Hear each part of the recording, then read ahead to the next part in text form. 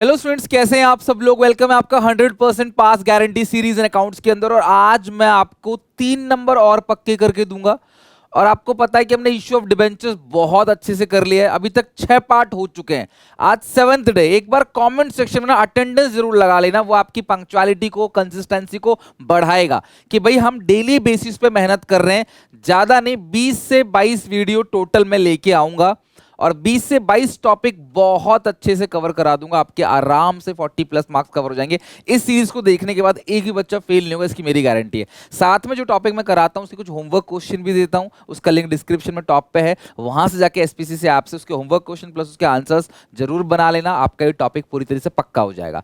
Issue of debenture में भी same topic है, इश्यू ऑफ शेयर्स में भी सेम टॉपिक है और बिल्कुल ईजी सा टॉपिक है, issue of shares consideration other than cash. तो स्टार्ट करते हैं। एक्स लिमिटेड एक कंपनी है, ठीक है। वो किसी दुकानदार के पास जाती है जिसको हम लोग क्या बोलते हैं, वेंडर। तो कंपनी वेंडर के पास जाएगी और उससे बोलेगी हमें मशीन चाहिए या बिल्डिंग चाहिए, फर्नीचर चाहिए। कितने की है? 12 लाख की। तो वेंडर कहता है ठीक है जी, मशीन ले लो, 12 लाख दे दो। कंपनी कहते नहीं, हम आपको पैसे नहीं देंगे, हम आपको अपनी कंपनी के शेयर्स इश्यू कर देंगे 12 लाख की मशीन के बदले।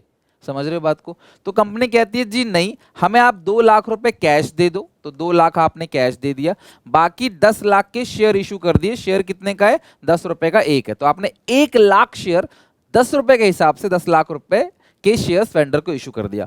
तो एक्स लिमिटेड ने शेयर तो इशू किया वेंडर को, लेकिन बदले में क्या मिला? अदर देन कैश, यानी बदले में मशीन मिला, बिल्डिंग मिला, फर्नीचर मिला। या फिर ये कंपनी इसका पूरा का पूरा बिजनेस खरीद लेगी, सारे के सारे एसेट्स इसकी खरीद लेगी, इसकी सारी की सारी लायबिलिटी खरीद लेगी और बदले में शेयर इशू करेगी। इसी टॉपिक को बोलते हैं issue of shares consideration other than cash, ठीक है।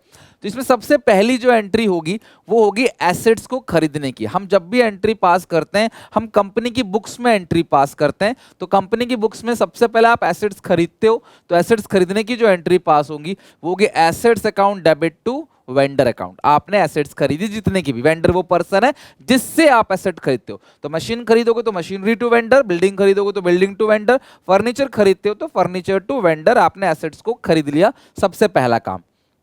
सेकेंड काम क्या है? आप अगर कोई पार्ट पेमेंट करते हो, अच्छा अगर आपने एक एसेट्स खरीदा, ये एंट्री होगी। पार्ट पेमेंट करते हो तो वेंडर टू कैश, चेक से दोगे तो बैंक। और बिल्स अगर इशू करते हो, प्रॉमिसरी नोट देते हो तो आप बिल्स पेबल या प्रॉमिसरी नोट भी लिख सकते हो। ये पार्ट पेमेंट है अगर कोई की है तो। बाकी जो भी बैलेंस अमाउंट बचता है वो सेटल किससे करोगे? शेयर्स को इशू करके। उसकी भी एंट्री ऐसी होगी, वेंडर अकाउंट डेबिट, पहले 2 कैश था, अब आएगा 2 शेयर कैपिटल। और अगर ये प्रीमियम पर इशू हुआ है तो 2 सिक्योरिटीज प्रीमियम अकाउंट। सबसे ज्यादा इंपॉर्टेंट यहां पे है कि आपने इस पैसे के बदले कितने शेयर्स इशू किए वो आप कैसे निकालोगे? नंबर ऑफ शेयर्स इशूड, यानी आप कितने शेयर्स इशू कर रहे हो। तो वो जो नंबर ऑफ शेयर्स है वो कैसे निकालोगे? Amount payable upon issuing price. जो भी अमाउंट आप पे कर रहे हो उसको डिवाइड किससे दे दोगे? इशूइंग प्राइस से। तो amount payable upon issuing price. Issuing price किसको बोलते हैं? अगर 10 में इशू किया है तो फेस वैल्यू 10 है तो डिवाइड 10 से दोगे। अगर आपने इशू किया है 12 में, यानी फेस वैल्यू 10 है, प्रीमियम 2 है, टोटल अगर आपने 12 में इशू किया तो 12 से डिवाइड दोगे। मतलब इंक्लूडिंग प्रीमियम के बाद जो प्राइस है उसको बोलते हैं इशूइंग प्राइस। कि आप जो भाव लगा रहे हो वो कितना लगा रहे हो। तो यहाँ पे आप भाव जो लगा रहे हो वो 12 रुपए लगा रहे हो, इशूइंग प्राइस क्या आएगा? 12, ठीक है। तो एसेट्स खरीदी है, एंट्री याद होनी मस्ट है। अगर एंट्री नहीं याद है फिर देखो टॉपिक का कोई फायदा नहीं, क्वेश्चन मत बनाना। एंट्री पहले लर्न करना, लिख लिख के प्रैक्टिस करके आपको अच्छे से एंट्री लर्न हो जाएगी, फिर आप क्वेश्चन के ऊपर जाना प्रैक्टिस करने के लिए।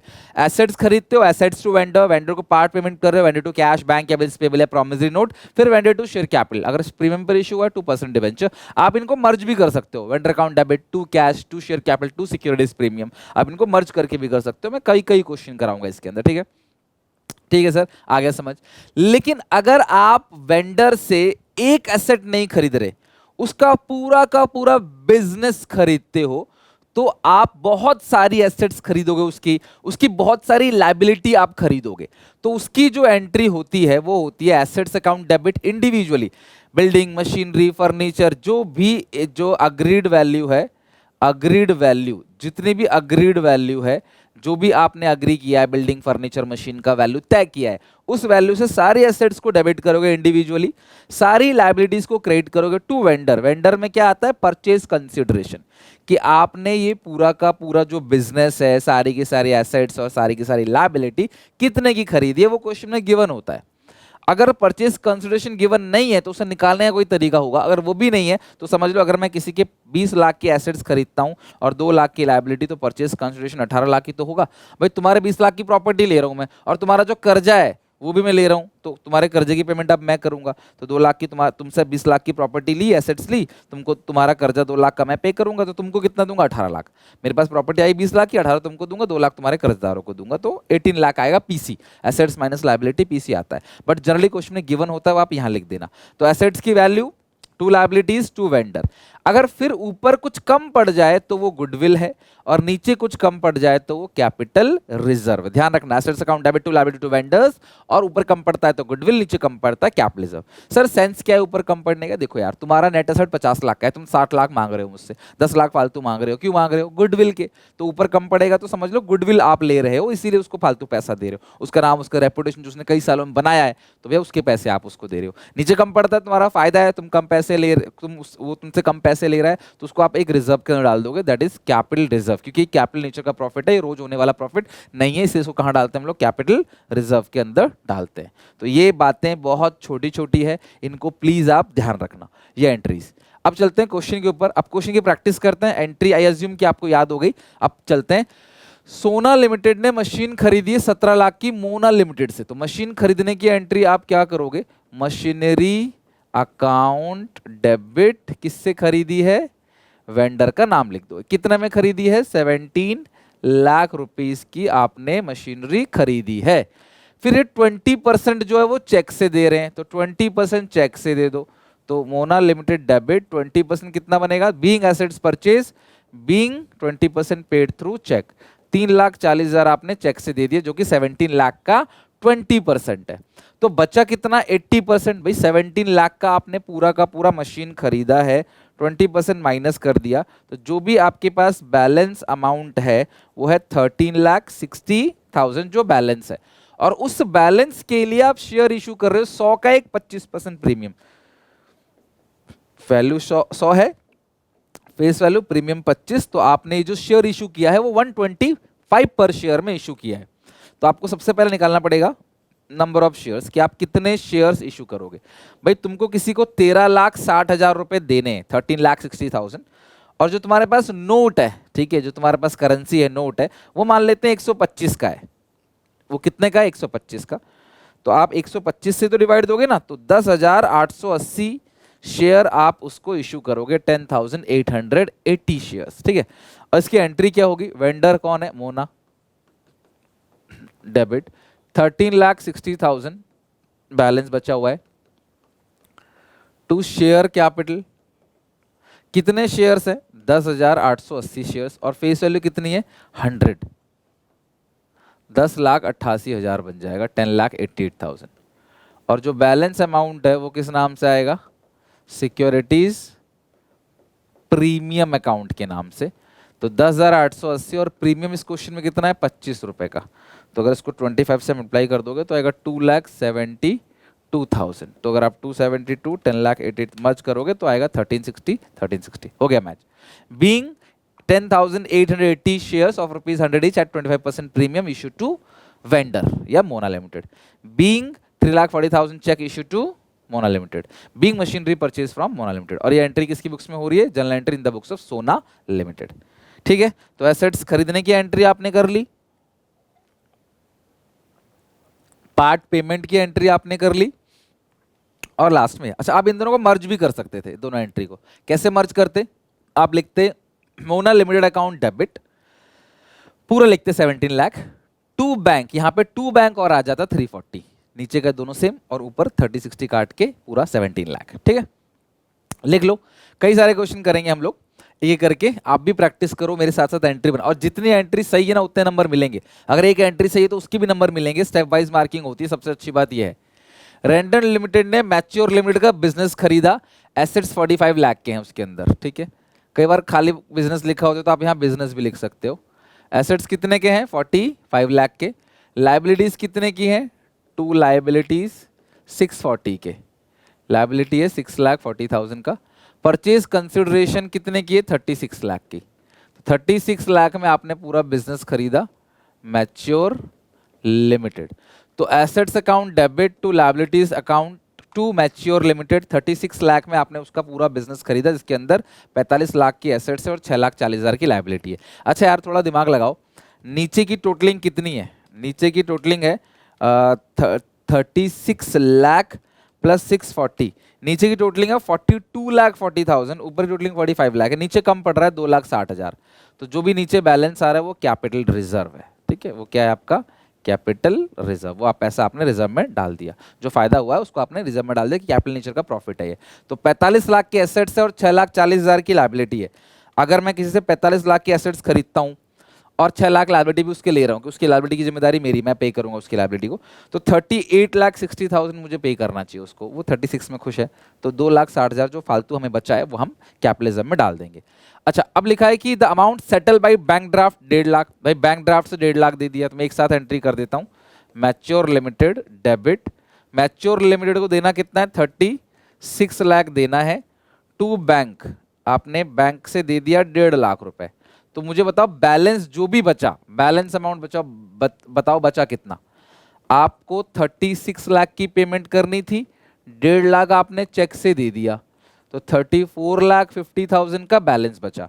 तो इस बैलेंस के लिए 12% प्रेफरेंस शेयर्स इशू करेंगे। इस 12% का कुछ नहीं करना, वो नाम है 12% preference shares, 12% preference shares, preference shares है 12% प्रेफरेंस शेयर्स ऑफ ₹100 ईच। ठीक है, तो 100 का एक है और 15% प्रीमियम है, तो जो शेयर्स है वो 100 का एक है और 15% प्रीमियम है, यानी शेयर्स आप इशू कर रहे हो 115 रुपए में, टू प्रेफरेंस शेयर्स कैपिटल और to securities premium, to securities premium account. तो प्रेफरेंस शेयर्स में 100 है और जो प्रीमियम है वो 15 है, और कितने शेयर्स हैं ऐसे आपको नंबर ऑफ शेयर्स भी निकालना पड़ेगा, नंबर ऑफ शेयर्स। वो कैसे निकालोगे, आपको 34,50,000 की पेमेंट करनी है और आपका शेयर जो है ना 34,50,000 की पेमेंट करनी है, शेयर 115 का है, तो मतलब 30,000 शेयर्स आप पे करोगे। इशूइंग प्राइस 115 है, तो 30,000 शेयर्स आप पे करोगे। आप सबको शुरू से बता रखा है परसेंटेज के अंदर क्या आता है, फेस वैल्यू 30 लाख और 30,000 इंटू 15 4,50,000 रुपये आएगा आपका सिक्योरिटीज प्रीमियम के अंदर। ठीक है, तो सिक्योरिटीज प्रीमियम में आ गया 4,50,000 और प्रेफरेंस शेयर कैपिटल के अंदर कितना आ जाएगा आपका 30 लाख। तो ये कंप्लीट एंट्री हो गई, पहली एंट्री एसेट्स को खरीदने की और दूसरी एंट्री सेटल करने की। ठीक है, तो बिल्कुल एक जैसे क्वेश्चन है सारे और ये आता ही आता है पेपर में, वेरी वेरी इंपॉर्टेंट है, issue of shares consideration other than cash. Now moving to third question, third question पे आते हैं, इसको लिख लिया आपने थर्ड पे।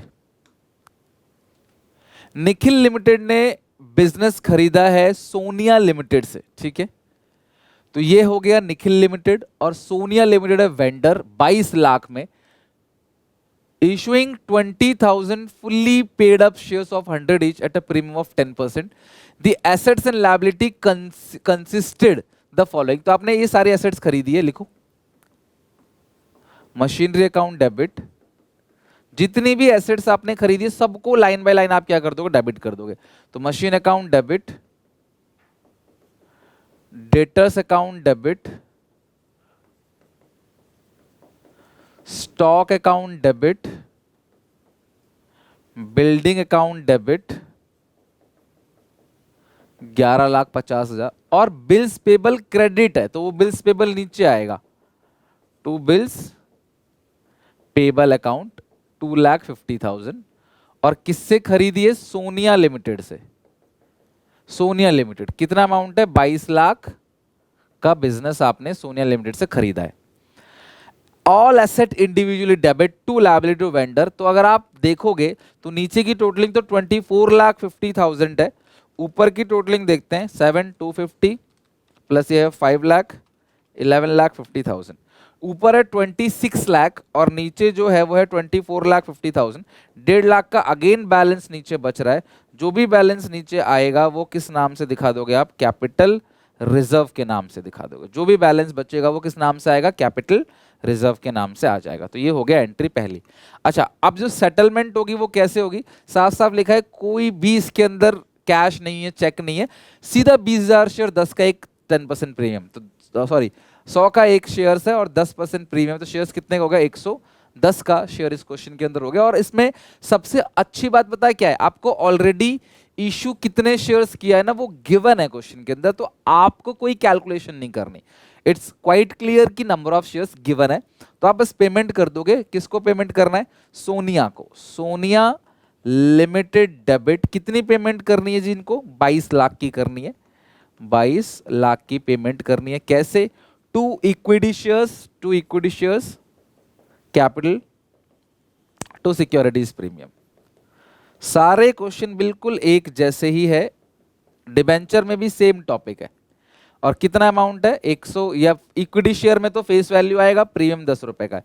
शेयर्स में हमेशा फेस वैल्यू आता है, ध्यान रखना, शेयर्स के अंदर हमेशा फेस वैल्यू आएगा। और कितने हैं इसके अंदर? 20,000 है ना। कितने शेयर्स हैं? 20,000, तो 20,000 × 100 बनेगा 20 लाख, और 20,000 × 10 बनेगा 2 लाख। ऐसे पेपर में एल मत लिखना, पेपर में पूरा पूरा लिखना, ठीक है। तो ये है issue of shares consideration other than cash. तो आई होप आपको क्वेश्चन समझ आ गया।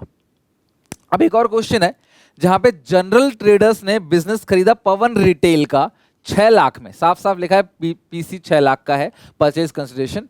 10% चेक से देंगे, बैलेंस शेयर इशू करेंगे, 100 का एक 20% प्रीमियम, एसेट्स एंड लायबिलिटी। तो आप एक एक करके सारी एसेट्स को लिखो। Building account debit, plant and machinery account debit, stock account debit, trade receivable account debit, to trade payable account, ठीक है, to trade payable account, to vendor Pawan Retail account, ठीक है, टू पवन रिटेल लिमिटेड, ठीक है, तो to Pawan Retail Limited. तो building कितने, अच्छा बुक वैल्यू से आपको कोई मतलब नहीं, बैलेंस शीट में कितनी वैल्यू थी मुझे उससे मतलब नहीं, हमें अग्रीड वैल्यू से मतलब है, जितने में सेटलमेंट हुआ है। तो 2,60,000 का बिल्डिंग हो गया, प्लांट एंड मशीनरी हो गया आपका कितना? 1 लाख का, स्टॉक हो गया आपका कितना? 2 लाख का, और ट्रेड रिसीवेबल हो गया आपका 1 लाख का, ट्रेड रिसीवेबल, और ट्रेड पेबल हो गया आपका 80,000 का। आपने पूरा का पूरा जो बिजनेस खरीदा है वो कितने में खरीदा है? 6 लाख का आपने पूरा बिजनेस खरीदा है। तो जो नीचे टोटलिंग है ऊपर आएगी 260, 1 लाख, 2 लाख और 1 लाख, 660 है और नीचे है 680। तो ऊपर 20,000 रुपए कम पड़ रहा है इस केस में, नीचे 680 है ऊपर 660। ऊपर जो भी अमाउंट कम पड़ेगा वो किस नाम से आएगा? गुडविल के नाम से आएगा। जो भी बैलेंस ऊपर कम पड़ रहा है गुडविल, नीचे कम पड़ता है कैपिटल रिजर्व। तो ये फालतू पैसे ले रहे हैं हमसे, वो किसके ले रहे हैं? गुडविल के ले रहे हैं। अब जो पेमेंट हो रही है हम एक साथ करेंगे, इसकी एंट्री भी आप चाहो तो अलग अलग भी कर सकते हो, मैं एक साथ करता हूं। पवन रिटेल लिमिटेड डेबिट जी देना कितना है? 6 लाख रुपए देना है ना। बिजनेस परचेज कंसिडरेशन 6 लाख का है। टू बैंक आपने चेक से दे दिया 10% जो कि बनता है 60,000, और बाकी जो बचा है उसके लिए आपने इशू किया इक्विटी शेयर, और नीचे सिक्योरिटीज प्रीमियम भी आएगा क्योंकि इस क्वेश्चन में शेयर्स जो है वो प्रीमियम पर इशू हुआ है। अब इन्होंने नंबर ऑफ शेयर्स नहीं बताया तो हमें निकालना पड़ेगा नंबर ऑफ शेयर्स। ध्यान से समझना, नंबर ऑफ शेयर्स हमें निकालना पड़ेगा। जो अमाउंट आपको देना है वो 5,40,000 देना है। भाई आपने पूरा बिजनेस कितने का खरीदा है? 6 लाख का। 60,000 तो आपने तुरंत दे दिया ना उसको, उसका तो सेटलमेंट है ही नहीं। तो जो बचा 5,40,000 है उसके लिए आप शेयर इशू कर रहे हो 100 का एक और 20 प्रीमियम, यानी कि 120 का। तो 5,40,000 को 120 से डिवाइड दे दोगे तो यानी 4,500 शेयर्स आप इशू कर रहे हो। शेयर कैपिटल में आता है फेस वैल्यू, प्रीमियम में आएगा 20, तो ये आएगा 90,000 और ये आएगा 4,500 4,50,000।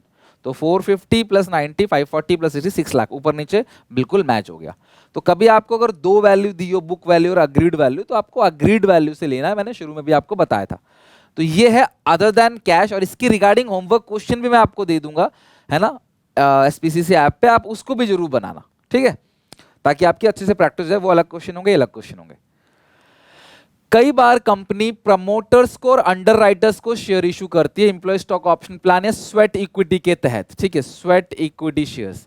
अच्छा एक बात बताओ, जिन लोगों ने पहली बार कंपनी को शुरू किया, जिनके मन में कंपनी खोलने का आइडिया आया, उनको हम लोग क्या बोलते हैं? प्रमोटर्स। तो कंपनी वैसे तो शेयर्स को डिस्काउंट पर इशू नहीं कर सकती, लेकिन प्रमोटर्स एक्सेप्शन है, प्रमोटर्स को डिस्काउंट में शेयर इशू किया जाता है। उसको स्वेट इक्विटी शेयर्स बोलते हैं। स्वेट इक्विटी शेयर्स मतलब जिन्होंने कंपनी के लिए पसीना बहाया, उनको कंपनी फ्री में भी शेयर इशू कर सकती है। स्वेट इक्विटी शेयर्स, पसीना बहुत बहाया है, मतलब कंपनी के मालिक के शुरू में बहुत स्ट्रगल किया है। और एम्प्लॉय स्टॉक ऑप्शन प्लान को भी डिस्काउंट में इशू किया जा सकता है, ये भी स्वेट इक्विटी शेयर्स का ही पार्ट है, ESOP, employ stock option plan.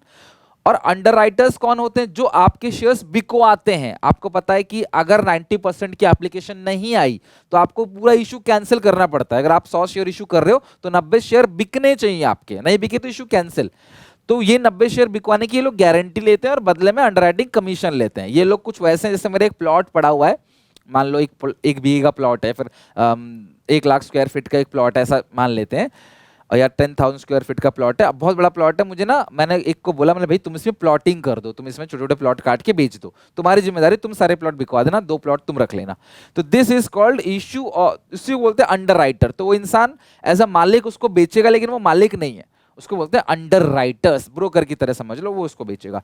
तो अंडर राइटर को भी कंपनी शेयर इशू करती है उनके अंडरराइटिंग कमीशन के बदले। तो ये लोग गारंटी लेते हैं कि आपके शेयर्स हम बिकवा देंगे, तो बदले में कुछ कमीशन लेंगे, तो कंपनी उनको शेयर्स दे देती है। अंडरराइटिंग कमीशन, अंडरराइटिंग कमीशन के बदले पैसे की जगह उनको शेयर्स दे देती है। तो ये अंडरराइटर्स और प्रमोटर, इन दोनों को शेयर इशू किया जाता है, तो इसको बोलते हैं अदर देन कैश, क्योंकि इनकी सर्विस मिल रही है और इनकी भी सर्विस मिल रही है, पैसे तो नहीं मिल रहे शेयर इशू करने के, तो बैंक से एंट्री नहीं होती। इसीलिए भी टॉपिक किसका है?